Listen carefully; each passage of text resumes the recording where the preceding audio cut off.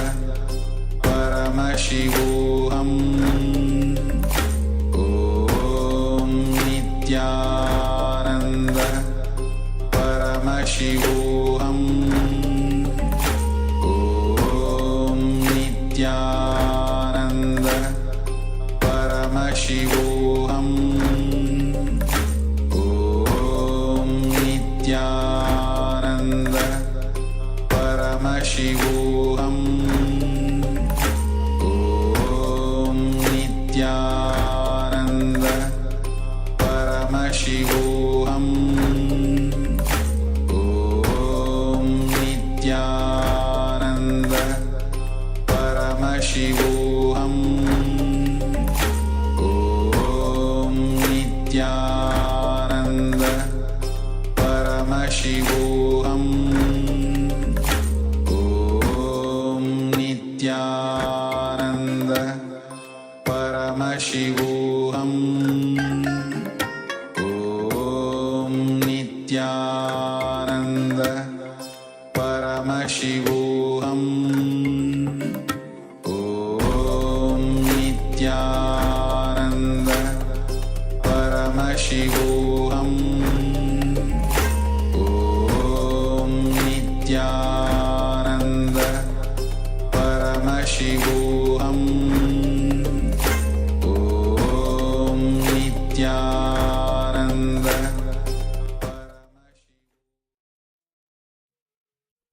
Yes, you can now relax. So we've asked participants to gather an object that is made of composite materials, and through the power of the third eye, through the power of Mahima, reduce the weight of that very object. So first of all, we have taken a base measurement of this very object. Now, requesting participants, let us take a second measurement of the weight of the object, and let us know how you went in this power manifestation. Were you able to reduce or perhaps even increase the weight of the object? So take a moment and let's have that second measurement.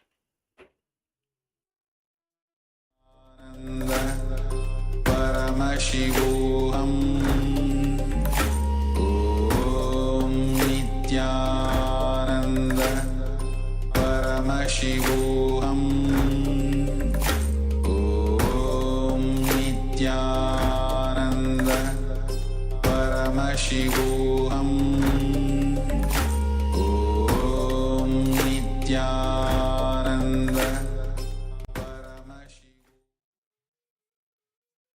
Yes, so once you've taken the second measurement, let us know in the chat box provided. So for those of you following us on YouTube, you can let us know in the YouTube chat, and for those of you in the Zoom two-way, let us know in the Zoom chat itself.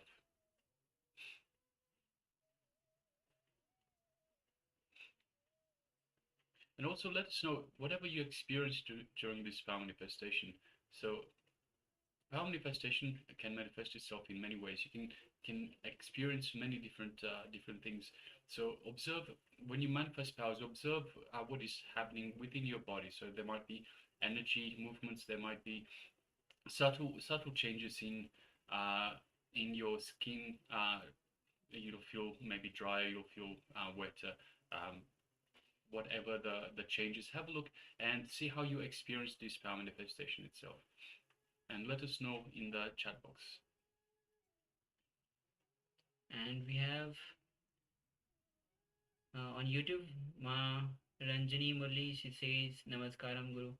Nitandama, if you have manifested this power of Mahima, let us know. You can take the second measurement of the weight and check how much, compare the two initial measurement and the second measurement, and let us know the difference that you noticed. And all the participants in the Zoom, take a moment to share the difference in the weight, change in the weight that you just noticed after the power manifestation.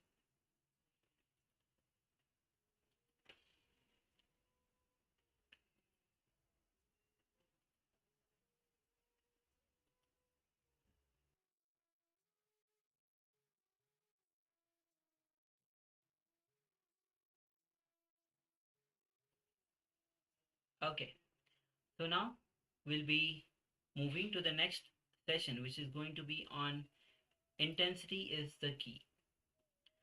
And Swami says again and again that intensity, he tells that intensity is even more than enlightenment. Keep your intensity always high. With intensity, you'll not have any karma, when you are always intense, you'll always be aware. You'll not gather any samskaras. You'll not have any karmas. With intensity, your awareness, your consciousness frequency will be so high, you'll be living in a different plane itself. So Swami says, intensity is even more than enlightenment. So let's hear directly from Bhagavan. So please come to the space of listening and let's begin.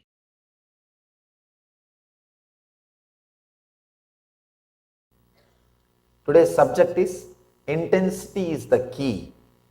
Make it your very DNA. The only difference between you and Patanjali, you and Buddha, you and Krishna, you and Shiva is whatever they do, they are intense. The difference is not in lifestyle. Please understand. The difference is not in lifestyle. Krishna ate just like you all. Krishna was singing just like you all. He was dancing just like you all. Bhagavatam may not record, but surely you would have done 1, 2, 3. Just like you all. Then what is the difference between you and Krishna? People ask, then what is the difference between me and Krishna? Intensity. He was total. He was intense. Whatever he was doing, he is complete. Whatever he is doing. So Patanjali is trying to teach intensity. I can say just this one sutra is enough. Decide from today, whatever you do, you will be intense. It means whatever you do, you will be inside your body. Many times people come and tell me, no Swamiji, I don't have time for meditation. What it means? And as if people who are meditating, they don't have any other work or what? It is just arrogance. In a way, I tell them, say that you don't feel meditation is that important, then I can understand. Don't say you don't have time. What for? We say we don't have time for meditation because making money. Because in this country, time is money. I have seen people, many times, people jump, people escape, they don't meditate, they don't do what they enjoy, they don't do some voluntary service, they don't do some spiritual work, they don't do anything and make money and accumulate. They compromise with their values, with their relationship, with their health, with their meditation, with whatever they believe. They compromised everything, made money. Now suddenly recession, that also disappeared. Where everything went, nobody knows.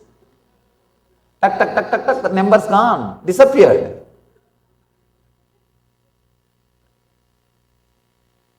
At least people enjoyed their life, meditated, did some spiritual service and lived happily. At least they have the satisfaction that they lived their life. People who tried to convert everything into money, now suddenly that is also gone. Nobody knows where it has gone. That's another one funny thing. Fictions being sold in fractions. Fictions are being sold in fractions continuously. And people have, all of them have put their money in that field where the fictions are being sold in fractions. And suddenly, it's not there. At least people who lived their life, who lived what they wanted, who lived the values which they wanted, now they have the satisfaction. They lived their life. People who compromised, they don't even have that satisfaction. Anyhow, come and tell me, Swamiji, I don't have time for meditation. I tell them, just do only one thing. Only one thing. Every day at least 1 hour you spend with your body. Brushing, cleaning, taking bath, dressing, at least 1 hour. I say minimum. That 1 hour decide, you will be with your body. When you are brushing, just be with your teeth. When you are taking shower, just be with your skin. When you are dressing, just be with your body. Just that 1 hour spend with you, that's all. Nothing else. That is enough. You will see so much of transformation will happen in your system. You may think it is too simple. But if you look inside your life, when you start brushing only, you will be sitting in your office and doing all your work. When you are taking bath, you will be cursing everybody in the life. You can see. Those are the moments you don't live with you. You don't live with you. Just this 1 hour. That is what Patanjali means when he says intensity is the key. Just be intense in whatever you are doing. Suddenly, so much of transformation will happen. Living intensely, it's what I call living enlightenment. If you are sitting in the chair, feel very clearly, you are sitting. The chair is holding your weight. But you don't relax on the chair. Even now you can see, constantly you are holding yourself. Even though physically chair is holding your weight, you think you are holding yourself. You do not relax, even on the chair. You do not relax. You are not at ease with what is happening. Be intense with whatever is happening. When you are intense with whatever is happening, all your postures are yoga. Please understand. If you are intensely sitting, that sitting is a posture, asana. If you are intensely standing, the standing is asana.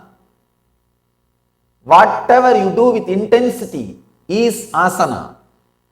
Asana is not adding movements to your life. It is adding life to your movements. When I was young, I learned yoga from a great yogi, Yogi Yogananda Puri. Very great yogi. He used to teach me yoga in the temple, in the Arunachaleshwara temple, my native place. It's the largest Shiva temple. 25-acre granite construction. 25-acre built up area in granite. Still, in India, there are thousands of cities. The temple will be the center of the city. And that will be the largest structure of the city.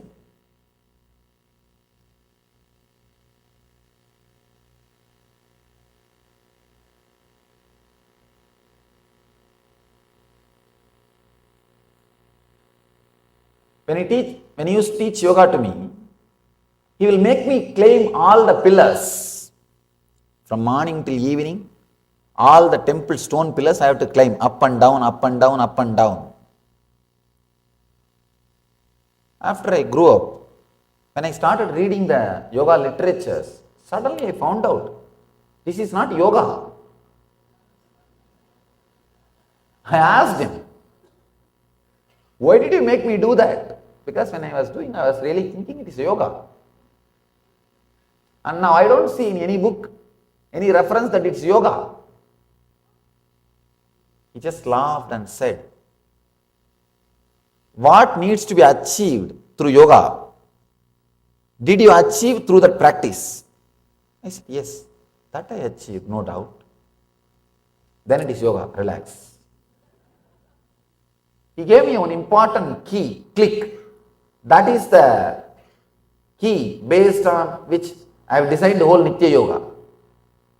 The key is, with any intention, you move your body, that intention will become part of your bio-memory and it will express itself in your life. With any intention, you move your body, that intention will become part of your bio-memory and that will become reality in your life. he showed me just by the intensity, you can play with any energy. Any energy. I have seen. You will take a stone, keep it in the hand, create a sound intensely through his tongue, as if he is hitting the stone with a hammer. Just the sound, the stone will go to pieces. The power of intensity. Intensity.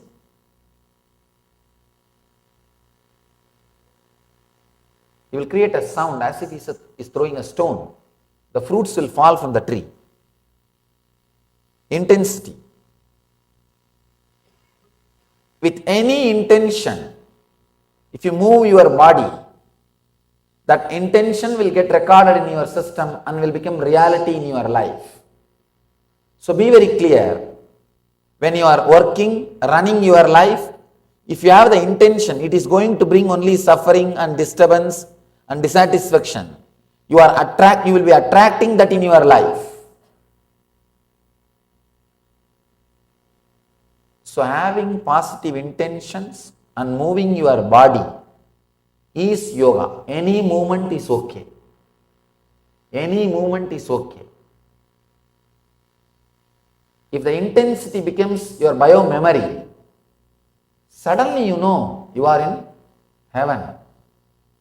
You are living enlightenment. You are radiating Jivan Mukti. Patanjali says very beautifully, intensity is the essence. Please understand. Intensity is the difference between religion and spirituality. Without intensity, even meditation will be a ritual. I have seen many people meditating all over the world.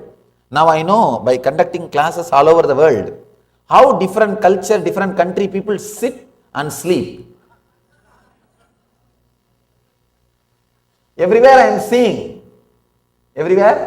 am seeing how people sit and sleep, how they miss the words, how they sit and sleep. Without intensity, even your meditation will be a ritual. With intensity, even your ordinary activity like walking, talking, eating, sitting will be meditation. It will radiate. With intensity, you will attract that same kind of people around you. The same kind of people you will attract around you. You will feel connected to them. You can see many times people come and tell me, Swamiji, 4 years before I started my spiritual journey, I feel of late the whole world, everywhere spiritual awakening is happening. No. Actually, when you start journey, suddenly you will see in your life, you will start attracting spiritual people, spiritual ideas, spiritual magazines, spiritual websites. All those things will automatically start coming in your life. You will see people giving you that kind of gifts, that kind of books. You will start feeling connected to those things. World is not becoming spiritual. Your world is becoming spiritual. So with intensity, you will attract right people around you and you will feel connected to right people. Without intensity, even if right people happen around you, you will miss. I know thousands missed me. I know thousands lost me. Without intensity, even if I happen in your life, I'll just become memory. I'll only be vacation happened in your life, not life itself. With intensity, even if you have not had me physically in your life, you will be living with me. You will be living with me. Without intensity, even if it happened in your life physically, you miss. You will miss. It will be just lost. Intensity is the ultimate truth. Today morning in the press meet, One journalist asked me, what's the difference between religion and spirituality? If it is taught to you by somebody, anything it may be, it's religion. If you discover the truth of it by applying it in your life, it is spirituality. It is spirituality. Till you discover, it is religion. Only when you discovered it, it is spirituality. Intensity is the key for discovering it. That is the key for discovering it.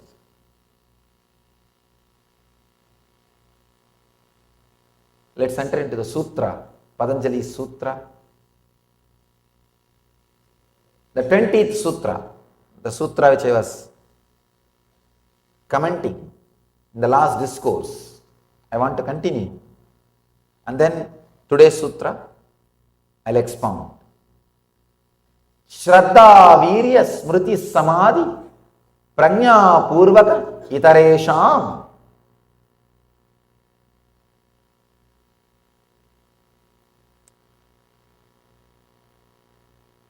Patanjali explains the science of samadhi, science of enlightenment.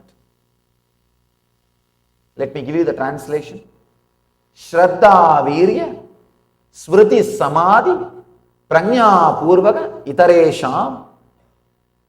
The path of highest samadhi is attained by people by faith in the path, energy directed on the path, repeatedly bringing to awareness, concentration and discrimination. In the last discourse, I have spoken on Shraddha and Virya, means the faith in the path, energy directed on the path. Now, I will speak on the other three things, 5 quality: Shraddha, Virya, Smriti, Samadhi, Prajna. Shraddha means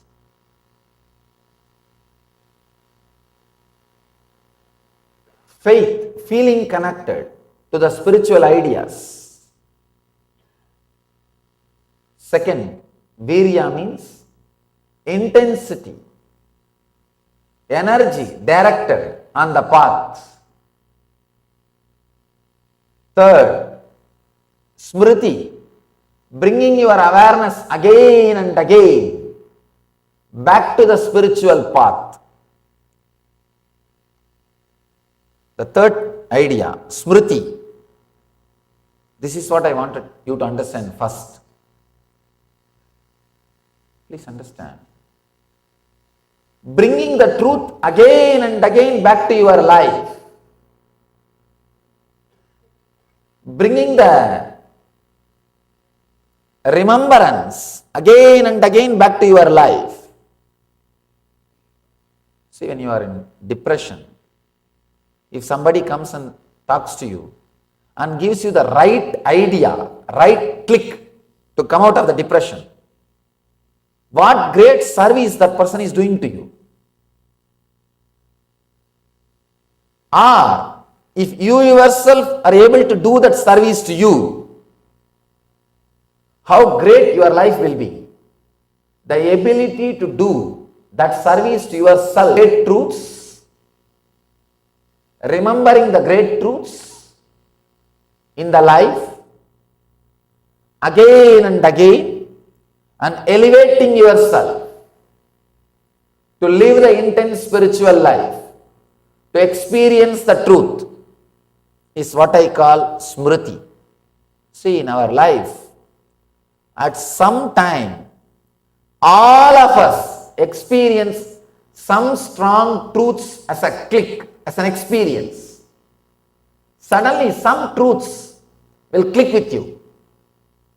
Either when you are fighting with your spouse, or fighting with your boss, or sitting depressed, or some time in your life when you lose money, or when you are some parts of your life, these great truths will click.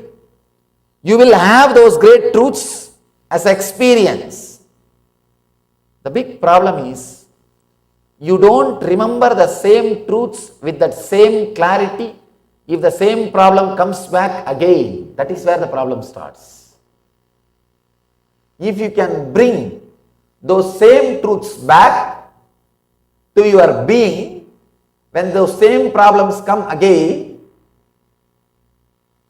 you will be living enlightenment.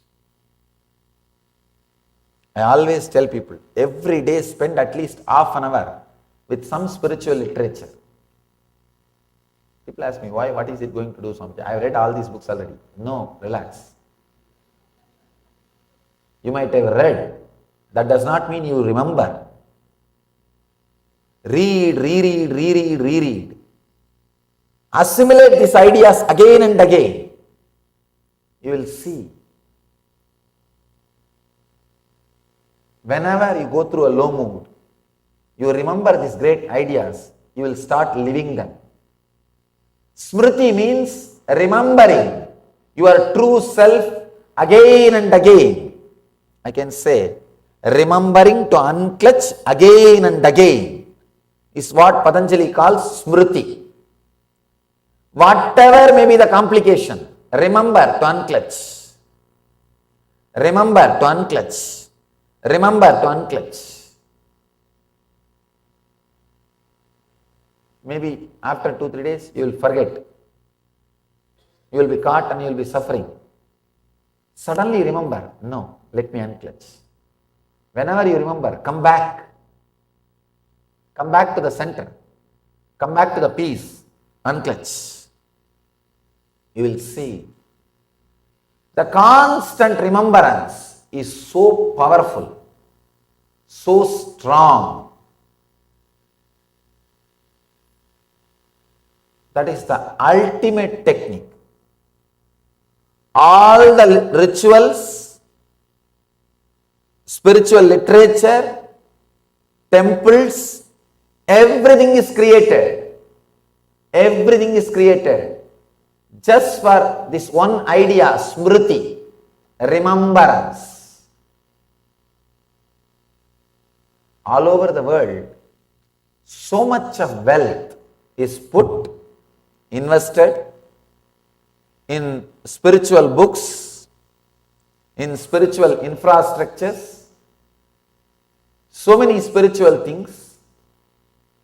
Just one reason. You need to be reminded. You need to remember. That's all. You need to remember the truth. That's all. Nothing else. I am building temples all over the world.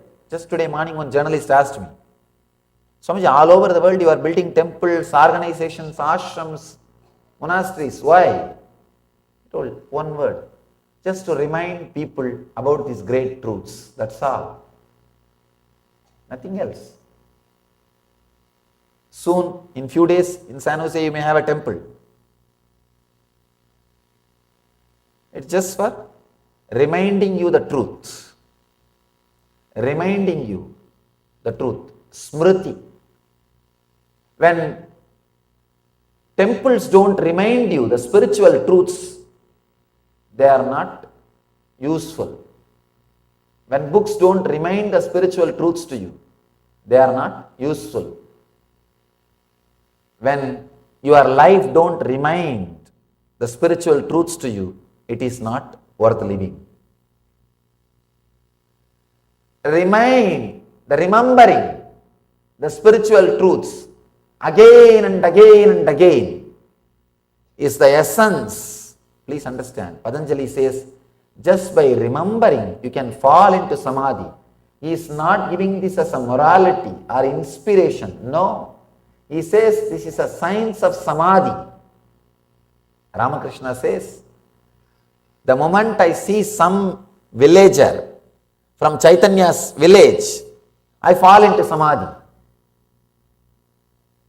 Just remembering that person, his village is Chaitanya's place, and the village remains Chaitanya, and Chaitanya remains Krishna, Krishna remains the enlightened consciousness, and he is already in samadhi. The right remembrance can straightaway transport you to samadhi. The wrong remembrance can immediately put you in depression. This word all of you can understand because it's your experience. A wrong word can put you in samadhi immediately. The right remembrance. Wrong words can put you into depression immediately. The right remembrance can put you into samadhi immediately. For right remembrance only, smriti only, the satsangs, temples, rituals, everything is created. See, rituals are nothing but everyday reminding your godliness. Before doing any ritual, the first mantra is called Manasa Puja, remembering your soul as God and worshipping that. Only then you worship that same consciousness in the deity. It means what? The puja is nothing but remembering the great truths. Smriti. If you have remembrance, you don't need anything from the outer world. If all these outer world things do not remind you, then they have no use. Then they have no use. Smriti, the mala, bracelet, everything is just for remembrance. Smriti, nothing else. It's not for any other reason, just reminding you. Whenever you see them, you remember these great truths. This mala, bracelet and all is to help you not to forget the truth. But sometimes people forget that itself. Reminding the truth, smriti. The next truth, Patanjali says, prajna. Samadhi and prajna. Samadhi means constantly trying to be in the deep silence, the gap between the two thoughts in your inner space. See, the gap between the two thoughts of your being. You again and again experience samadhi every moment in your life. The problem is, you don't have patience for that gap. You are running without even knowing why you are running. I have a story for you. An overweight man went to the doctor who advised him to lose 10 pounds. The doctor recommended that the man should run 5 miles every day for the next 100 days. The patient phoned the doctor exactly 100 days later. Doctor asked, "Have you lost the weight?" Patient said, "I have, but I am not at all happy with the situation." Doctor asked, "Why?" This guy says, "Because I am 500 miles away from home." The fool is running, not turning back. Sometimes you are also just running, not looking in the gap, not coming back. If you are continuously running, you might have achieved 500-mile goal, but you will not be in home. Same way, if you are continuously running behind your mind, you may achieve what you want in the outer world, but you will not be in the home. You will be far away from the home. So come back to the gap. Coming back to the gap is what Patanjali calls samadhi. Make time to come back to the gap. Don't say I am not able to. Every moment the gap is happening inside you. Because of the gap only the next thought is able to come. Understand? It's like the fish tank, water bubbles coming up. It may look that all the bubbles are interconnected, but they are not. There is a gap. Same way, you may feel the thoughts are continuously connected. No, there is a gap. Relaxing in that gap is what Patanjali calls samadhi. The fifth idea Patanjali is sharing is prajna, means discrimination. I can say the pure consciousness which awakens discrimination. That's what is prajna. Because discrimination word is too poor word for prajna. It's too poor word for prajna. The big problem is the Sanskrit can never be translated as it is. I have to use many words only to give you the concept which is expressed through that sutra.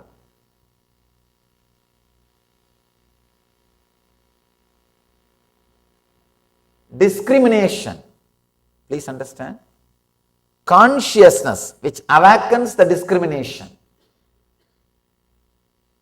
When you are aware, when you are conscious, you can never make a mistake.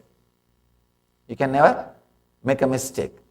When you are conscious, constantly you respond to the situation in the present moment.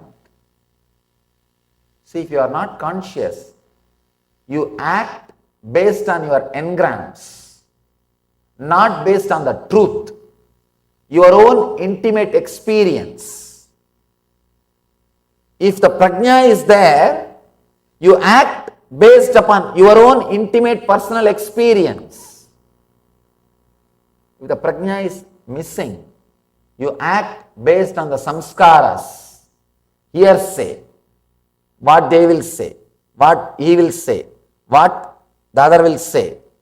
From the samskaras, the person who is operating from prajna will have a deep discrimination. He will have very deep discrimination. I have a story for you. Two gas company servicemen, one old, one young, were calling on houses in a neighborhood, checking the meters. At the final house on their round, a lady watched through the window as they checked the meter. Their truck was parked at the end of the street. Suddenly these two guys thought of having a small game. They decided between them to prove their fitness. Who will reach the truck first? The older man challenged the youngster to a race. As they ran to the truck, they were surprised to find the woman from the last house huffing and puffing right behind them. What is wrong? They asked that lady. She gasped and said, when I saw two gasmen running as hard as you can, I figured I would better run too. Sometime you are also running behind gasmen, not knowing why they are running. When the prajna is not there, you run based on samskaras, fear, not based on the real experience.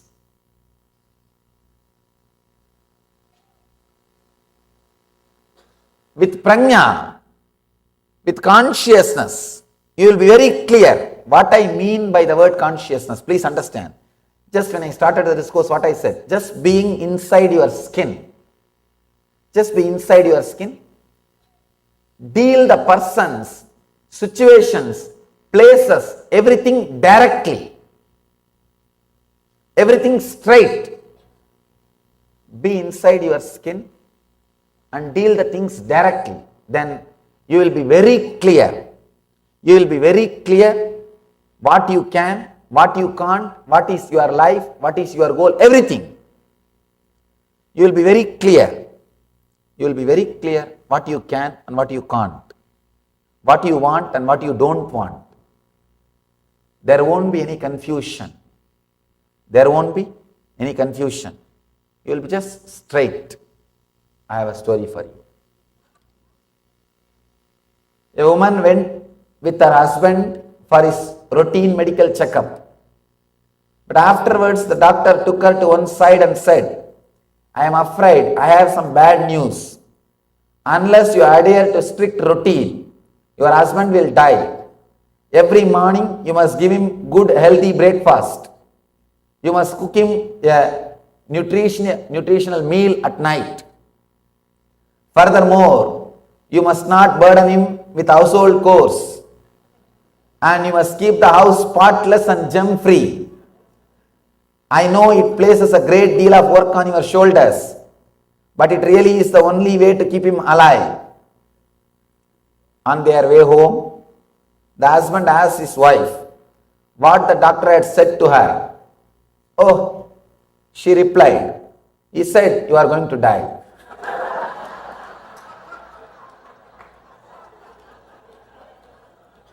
You will be very clear what you can and what you can't, what you want and what you don't.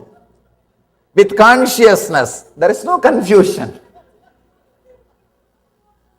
There is no confusion whether you can do or can't do. The dilemma between can and can't will not be there. The dilemma between want or don't will not be there. The power of consciousness, prajna, will remove agnya. Please, agnya means ignorance. Prajna means beyond ignorance. As long as you have ignorance, be very clear, you do not have prajna. Somebody goes to Buddha and asks, Buddha, I have a huge problem in my country. He's a king. Almost all the kings who were alive in Buddha's period in India were either sannyasis of Buddha or disciples of Buddha. Because he showed in his life, kingdom is nothing. Kingdom is nothing. He showed in his life, the kingdom is nothing. And the great truths of spirituality is the strength. Almost all the kings were his disciples. Either they have taken sannyas and left the kingdom. If they are sitting in the kingdom, they are ruling as Buddha's representative. That's all. Goes and asks, there is so much of confusion in my kingdom. Please give me some advice. How can I sort it out? Buddha says, sit and bring your awareness to your breathing. He says, if I am sitting like this, they will not only take away the kingdom, they will kill me and everything will disappear. Buddha says, just listen to what I am saying. And beautifully, the king expresses, he says, when I listened, I sat with myself consciously. Suddenly I could see the root of the problems. When you see the root of the problems, you have solution. Please understand,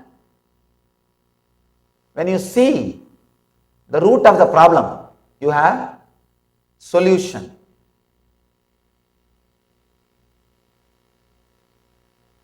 The big problem is, sometimes we don't look into the problem and try to find out solution. We don't have patience to look into the problem, but try to find out the solution. That is where the whole problem starts. If you can just look in, you will see, not only you have a solution, suddenly problem dissolves. Problem dissolves. The problem itself do not have its root. The root in which it is rooted, the very root disappears.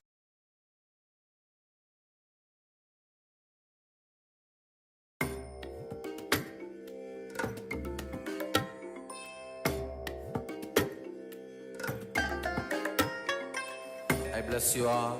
Let you all open all your three eyes and manifest the powers of Mahasadashiva. Om Nityananda Paramashivoham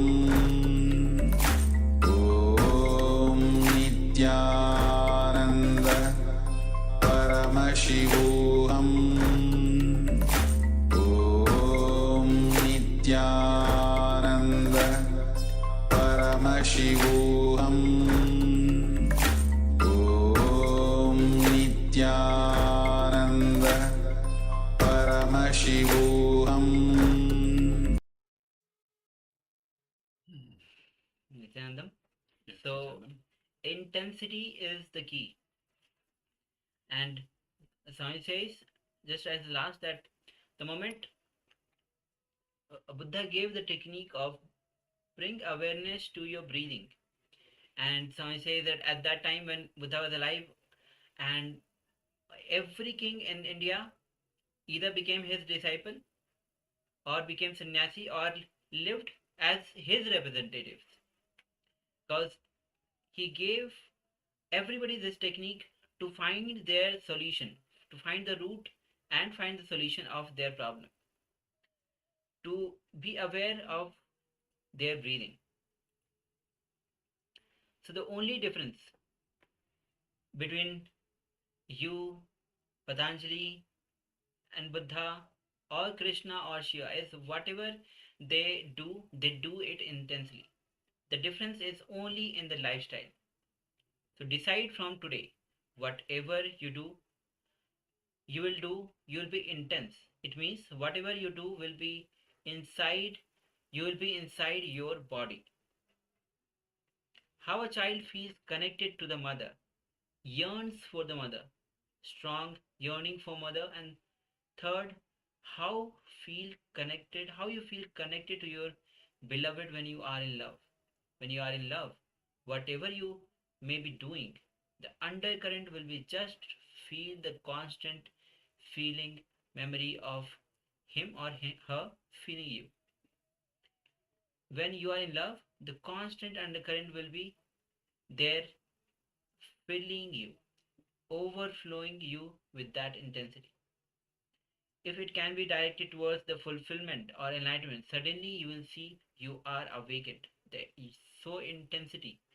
So intensity is the ultimate truth. Yes, so as we mentioned, intensity is the key to anything, to everything. Let's make it your very own DNA. Let's have a internalization exercise. So for preparations, if you wear spectacles, please remove them. Find a comfortable seated position. Sit either cross-legged on the ground, or if you can't sit on the ground, or if you find it uncomfortable sitting cross-legged, then sit on a chair, but make sure your back is straight. Cross leg is mostly the Padmasana posture. So if you can cross your leg in Padmasana, that's great. And if you now sit in cross leg, you can sit one leg on the top of each other in Sukhasana. Yes. Now place your thumbs pressing down on the short earlobes. So press your thumbs on the short earlobes until you hear a humming sound. Then lightly place your index fingers on both eyes. Now position your middle fingers on the bridge of your nose. So the bridge is the part before it goes onto the light, onto the soft bone. So that is the bridge of your nose. Now place your ring fingers lightly under your nostrils, and finally rest your little fingers on your lips.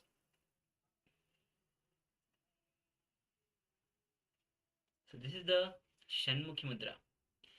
So in this mudra, Shanmukhi Mudra, close your nostril partially. When you are closing your nostril with the ring finger, close the nose partially with the ring finger to reduce the prana flow. Inhale and exhale as deeply, as slowly as possible, while keeping your mouth shut tightly. And visualize both your eyeballs have become stones, and Then remain still. Intensify your awareness without creating stress. Focus deeply as if you are penetrating your third eye. So again, visualize both of your eyeballs have become stone and maintain them like that. Remain still. Intensify your awareness without creating any stress. Focus deeply as if you are penetrating your third eye. So maintain this posture and practice for 21 minutes, allowing yourself to relax. So again, close your ears with the thumbs, index finger on the eyes, ring finger closing the nostril, index middle finger closing the nostril, ring finger below the nostril closing the nostril below, and the little finger on the lips. With your nose partially closed, reduce the prana flow. Inhale and exhale as deeply as possible while keeping your mouth shut. Visualize your eyeballs have become stone and then remain still. Intensify your awareness without creating any stress. Focus deeply on your third eye. Penetrate your third eye.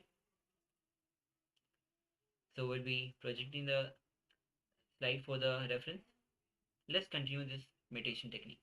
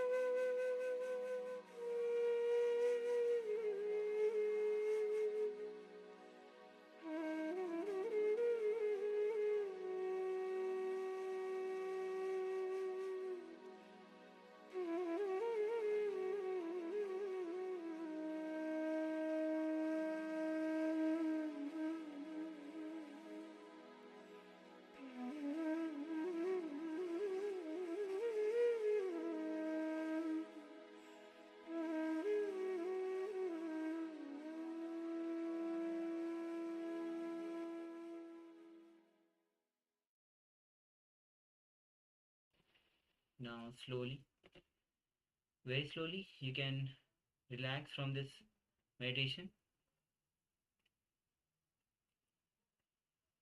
An intense meditation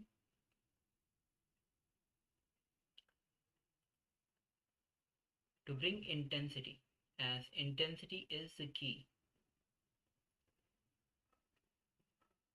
So now we'll be entering into the power manifestation round, and today we are manifesting the powers of Mahima.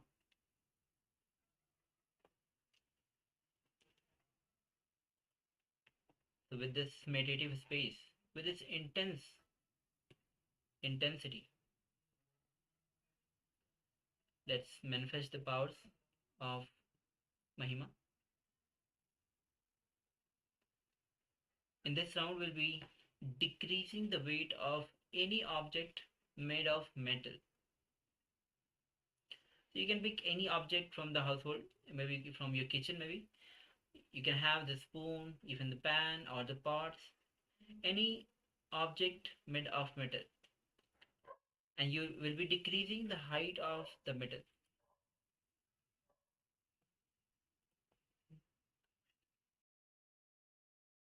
We will be decreasing the weight of any object made of the metal. So you can just check in the kitchen, take a moment and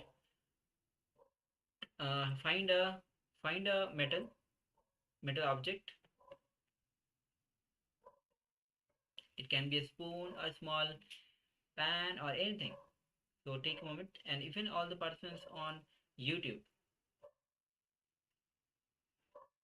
they can also quickly grab some metal object.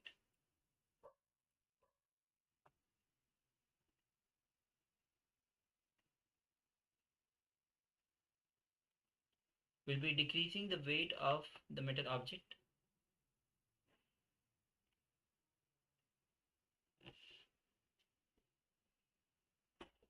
So now start recording, turn on your camera and start recording your power manifestation as we enter into this manifestation. Sit with your head, neck, spine in a straight line.